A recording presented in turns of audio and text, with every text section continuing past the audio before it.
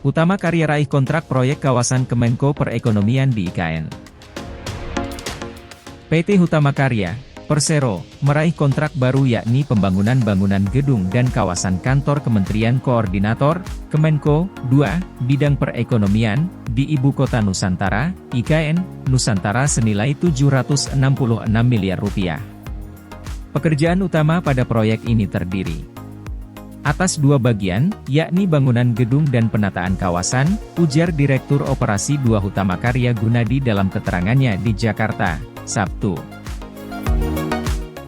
Gunadi merinci lingkup pekerjaan utama untuk bangunan gedung mencakup pekerjaan preliminari, arsitektur, interior, struktur, mekanikal gedung, elektrikal gedung, plumbing gedung, penilaian bangunan gedung hijau dan penerapan smart building. Adapun lingkup pekerjaan utama untuk penataan kawasan meliputi pekerjaan geoteknik kawasan, pekerjaan dua kolam retensi, lanskap kawasan, jalan, jembatan second walkway, kawasan multi-utility tunnel, infrastruktur sumber daya air kawasan, mekanikal kawasan, elektrikal kawasan dan plumbing kawasan, katanya. Selain itu, lanjutnya, ada pula pekerjaan khusus pada proyek yang berada di Kecamatan Sepaku, Penajam Pasir Utara, Kalimantan Timur ini. Pekerjaan khusus yang dimaksud berupa watering yang bermanfaat mencegah penumpukan sedimen, dan pekerjaan perkuatan lereng yang bermanfaat untuk melindungi lapisan permukaan lereng terhadap pengaruh erosi, menambah kestabilan lereng, dan menambah estetika. Proyek ini terdiri atas 5 gedung dan pekerjaan struktur akan dimulai pada Juli 2023. Kami targetkan selesai pada Agustus 2024, kata Gunadi. Proyek pembangunan bangunan gedung dan kawasan kantor Kemenko 2 merupakan salah satu dari total 4 paket lelang pembangunan gedung dan kawasan Kementerian Koordinator. Meskipun secara kontraktual selesai pada Oktober 2024, tapi mengutip amanah Presiden Jokowi, diharapkan Agustus 2024 sudah dapat melaksanakan upacara di lapangan Istana Negara, ujar Gunadi. Menurut dia, lapangan ini masih berada dalam satu komplek dengan proyek pembangunan bangunan gedung dan kawasan kantor Kemenko 2. Jadi, proyek ini adalah salah satu paket yang paling terakhir dinyatakan selesai tendernya. Hutama Karya berkomitmen untuk menyelesaikannya tepat waktu dan tepat mutu, kata Gunadi. Lokasi kawasan Kementerian Koordinator sendiri nantinya berada di distrik pemerintahan, tepatnya di zona pemerintahan sub-BWP 1A. Kawasan ini merupakan lokasi yang strategis karena berseberangan dengan Istana Presiden dan berada di antara sumbu kebangsaan zonasi kawasan Kementerian Koordinator yang terdiri dari 4 bidang mengapit sumbu kebangsaan di area Plaza Seremoni. Posisinya tepat berada di bawah kawasan Istana Presiden dengan tujuan memudahkan koordinasi dan bisa menjadi titik landmark dari kawasan inti pusat pemerintahan, KIP, IKN. Orientasi bangunan memperkuat aksis ke arah Istana Presiden di sepanjang sumbu kebangsaan, terutama membentuk ruang positif di antara Plaza Seremoni. Istana Presiden, sebagai titik ultimasi secara tata letak dan visual di kompleks area Kementerian Koordinator dan Plaza Seremoni, menjadi pemersatu ruang terbuka hijau yang dibatasi oleh Bukit Bendera di sisi selatan. Keseluruhan komponen bangunan dan lingkungan menyatu dan saling terkait, memperkuat ruang-ruang spasial dan ruang terbuka publik, kata Gunadi. IKN Nusantara yang akan menjadi ibu kota baru Indonesia mengusung konsep Forest City, yaitu menjadikan kota berdampingan dengan alam.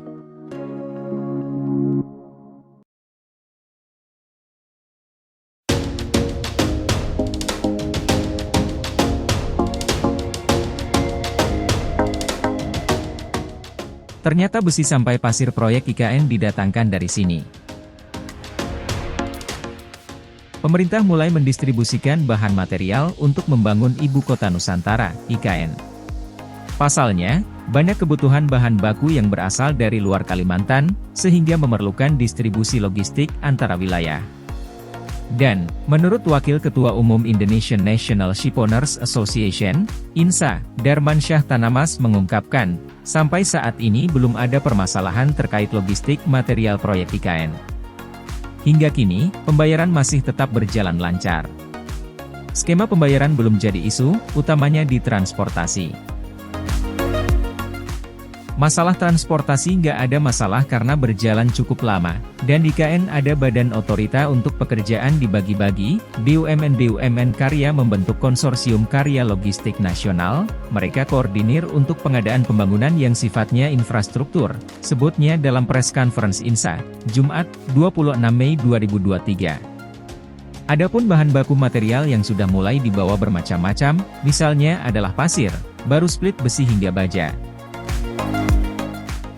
Beberapa material itu bakal digunakan oleh pemerintah untuk membangun berbagai infrastruktur. Yang dibutuhkan bersifat material, semen, batu split, pasir kalau bangun rumah ada beton, besi, baja itu material awal yang dibutuhkan tahap awal progres pembangunan, jadi material batu split banyak diambil dari Sulawesi karena lokasinya tidak jauh dari Sulawesi, tinggal nyebrang, kata Darmansyah. Selain itu, besi dan baja juga menjadi bahan baku yang dibutuhkan, namun, untuk membawanya tidak mudah jika langsung dalam bentuk jadi karena desain yang bermacam-macam, sehingga dibawa dalam bentuk parsial. Belum sampai dirakit keseluruhan karena akan mengalami kesulitan dimobilisasi, jadi parsial. Nah, bahan baku besi baja itu ada dua lokasi di Cilegon dan Surabaya. Jadi transportasi dari Cilegon dan Surabaya ke Balikpapan, kata Darmansyah. Mengenai biaya angkutannya variatif bergantung jenis kargo masing-masing dan tujuan wilayah. Selain itu, volume juga berpengaruh, semakin besar volumenya maka harganya ekonomis dibanding kecil. Jumlah permintaan pun bakal semakin besar ke depan.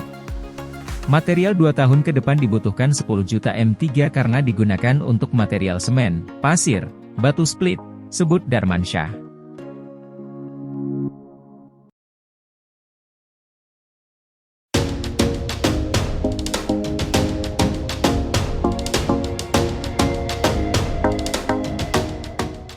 Tata ruang IKN Nusantara hampir selesai, begini bocorannya.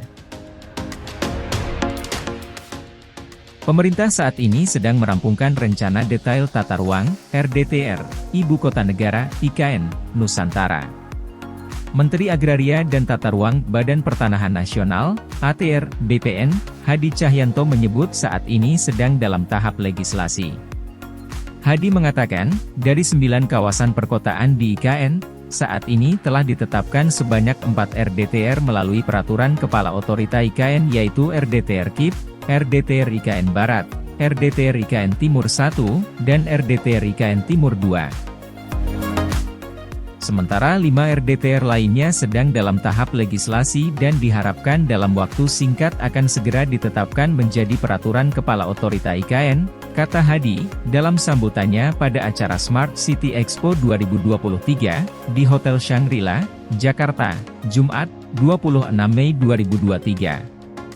Adapun 5 RDTR yang akan segera ditetapkan adalah wilayah perencanaan, WP 3 IKN Selatan, WP 6 IKN Utara, dan WP 7 Simpang Samboja, WP 8 Kuala Samboja, dan WP 9 Muara Jawa.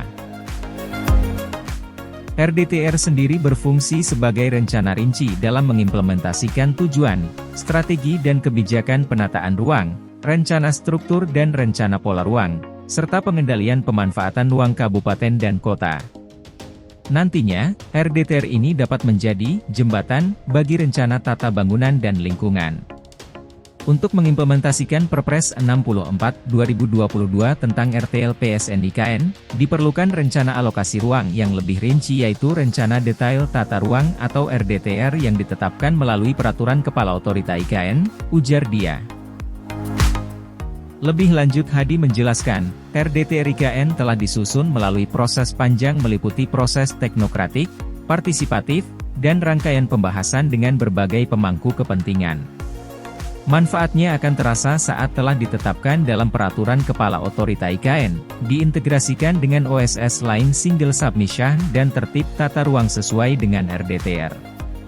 RDTR ini menjadi acuan dalam penyusunan paket investasi pengembangan kawasan-kawasan IKN. Hadi pun merincikan penyusunan paket investasi tersebut, antara lain kawasan pusat pemerintahan nasional di WP 1 KIP, kawasan pusat bisnis dan pusat kesehatan internasional di WP 2 IKN Barat.